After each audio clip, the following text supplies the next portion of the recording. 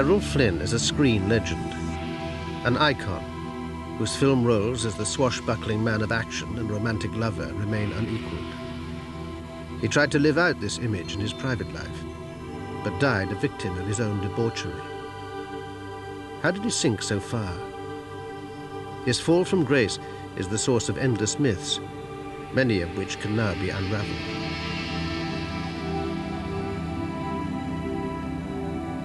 At the age of 50, he was found dead of a heart attack by his 17-year-old lover, Beverly Adland. I got his jacket and took it over to cover him because it was a little chilly, and I didn't feel anything. He just didn't move, and normally he would smile or say something. And I touched his face, and he felt cold. And I hollered for the doctor, and he came running in and started working on him right away. And I did too.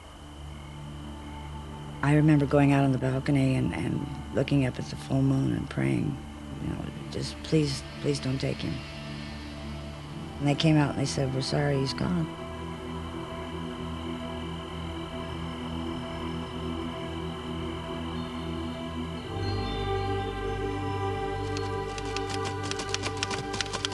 A year before his death, Flynn had written his memoirs. Mischievously entitled My Wicked, Wicked Ways, they offered a candid insight into his past.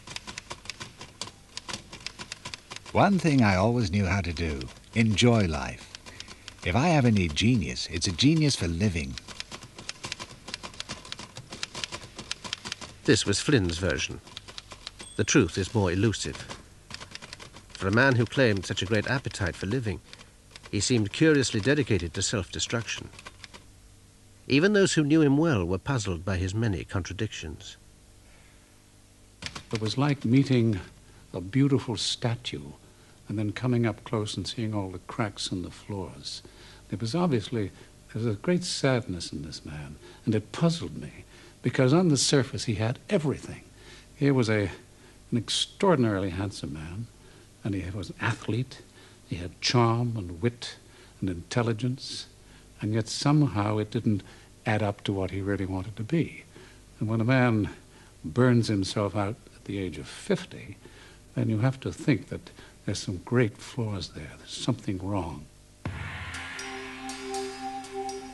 Flynn's looks made him a natural in front of the camera.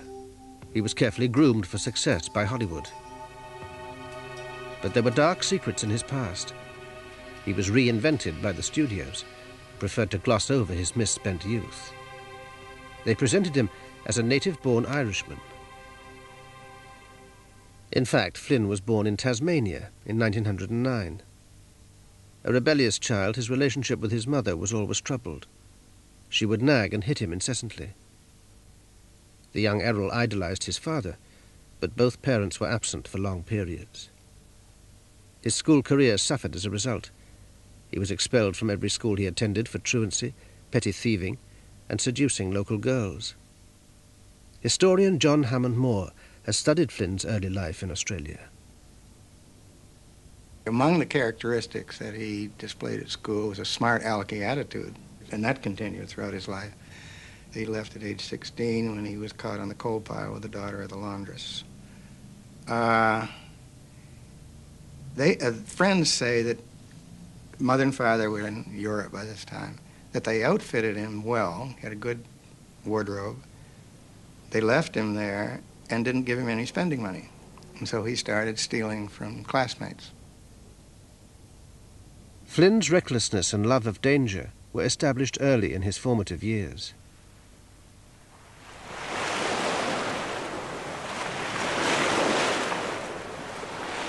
In 1927, at the age of 18, he set sail for the uncharted territories of New Guinea. Lured by stories of a gold rush, he was soon forced to make a living in other ways. He was a grease monkey. He raised tobacco for one season. He ran a schooner for a while. He had about 8 or 10 different jobs in these 5 years. Really sort of bummed around. But good looking, big, always attracted a crowd, apparently, from what I've heard. Always liked to have a punch-up, this sort of thing. Flynn's lack of restraint frequently led him into danger in the wilds of New Guinea. He indulged in numerous affairs with native women and contracted gonorrhea. Assuming the lifestyle and dress of a colonial landowner, he dabbled in an illicit form of slave trading. One sure way of making money was blackbirding, which is recruiting native labor, which you then sell almost like slaves. But apparently on one trip, they were attacked by some natives, and Flynn killed one of them. Flynn stood trial for murder, but claimed he acted in self-defense and was acquitted. It was his first brush with the law. It would not be his last. Flynn fled back to Australia and launched himself on what passed for high society in Sydney.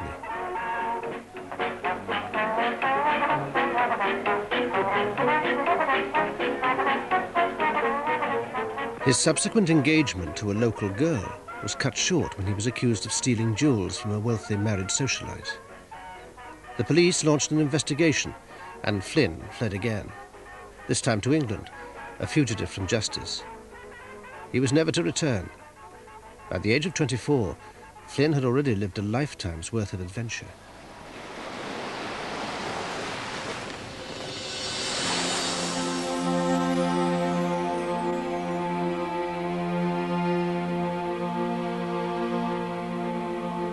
Flynn is best remembered as a screen actor, but few know that his first professional experience in earnest was on the stage, in the unlikely setting of Middle England.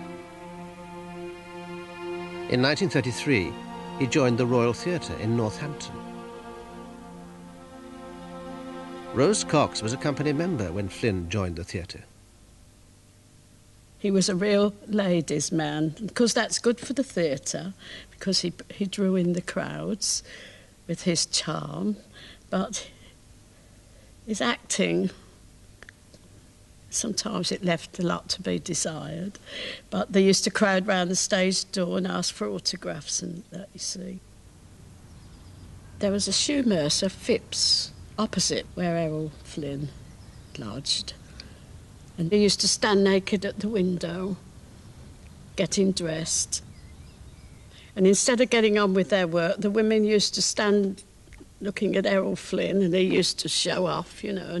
And the manager at the factory had to tell his landlady to tell him to come away from the window and not display himself for all and sundry. He didn't make much impression on me. I didn't fall for his charm and handsomeness. I looked for something a bit deeper than that.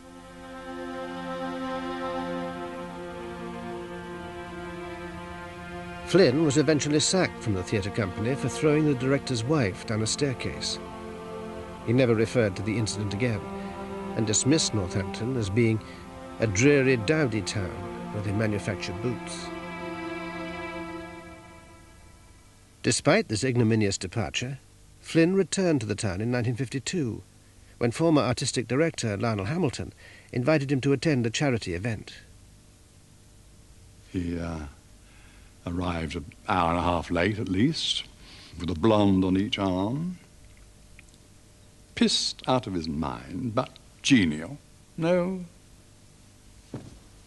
moaning. And, of course, there were hundreds of cameras going. Box brownies, everything you can think of. Click, click, click.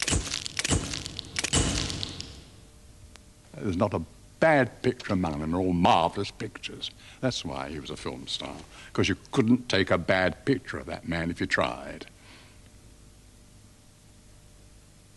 Flynn was forced to embellish his resume to get work. He marketed himself as a star of numerous films and as a world-class boxer. Neither claim was true. His characteristic bluffing finally paid off when he was spotted by a Hollywood talent scout who cabled his superiors, "I've signed today, on a 7-year optional contract, the best picture bet we have ever seen. He's 25, an excellent actor, and I guarantee he's a real find."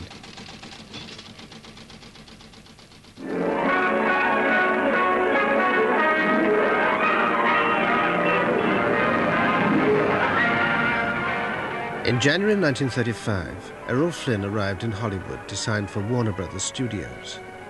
On his journey to America, the young Flynn had already made an astute career move. He courted the French actress and darling of the studios, Lily Demeter. 5 months later, they married. She provided Flynn with the entree he needed, but behind closed doors, it was a relationship which was always tempestuous and frequently violent. It was a terribly temperamental, fiery French actress who became very jealous of his easy way with women. Women just lined up, and it was just that easy for him. She became furious and often hit him and threw things at him. And after a couple of years of that, he left the house and went to live with David Niven, the two of them together. They had a house over in Beverly Hills. I think they called it Cirrhosis by the Sea. And Niven tells wonderful stories about Flynn. In a radio interview, David Niven recalled his bachelor days with Flynn. One marvelous thing about Errol was you always knew exactly where you were with him because he always let you down. And, for instance, I don't mean this in a bad way, that if you said to Errol, now, Errol, Nancy's coming this evening, so for God's sake, don't mention Betty. He'd be poised at the door, and as Nancy came, he'd say, oh, David said I wasn't to mention Betty. So you took evasive action to make sure that, he was an enchanting creature. I had more fun with Errol than everybody else put together, I think.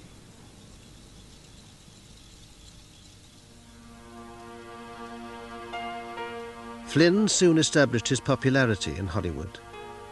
He was a natural sportsman, excelling at boxing, swimming and tennis.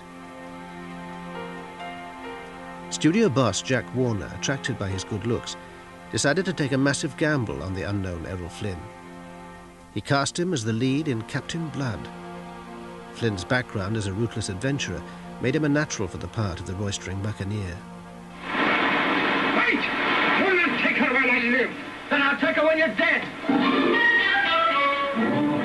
His athletic prowess ensured his performance in action scenes was effortless.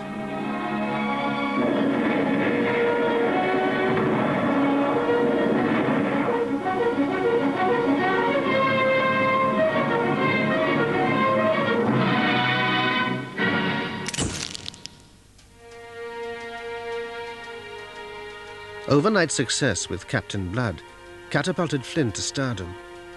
He was carefully marketed as a clean-cut matinee idol. To begin with, he played the part to perfection. The press loved Errol Flynn because he was colorful to begin with, and he was good copy. The women loved him. The woman journalists, they just were crazy about him because the guy was so charming. There's never been a more charming actor in the history of Hollywood than Errol Flynn. He just charmed the pants off you, especially those girls. Flynn was the center of attention, and his marriage soon became an afterthought. He had a voracious sexual appetite and cultivated the reputation of being a great lover. The most enduring myth about Flynn is that he had an extremely large penis. It was a claim he slyly encouraged. The assistant called me into his dressing room, and he was sitting nude, and he had a towel draped over his lower extremities here. And we started talking about a scene that was coming up, and little by little, he sort of removed the towel, and I looked down. I was shocked. He had the Impress Westmore, the makeup department, make him a plastic penis. That must have been that big, and he stuck that between his legs as he pulled the towel, and I looked, I was shocked. And of course he laughed, my God, it was absolutely uproarious. But it was the kind of a thing you'd do as in high school or something,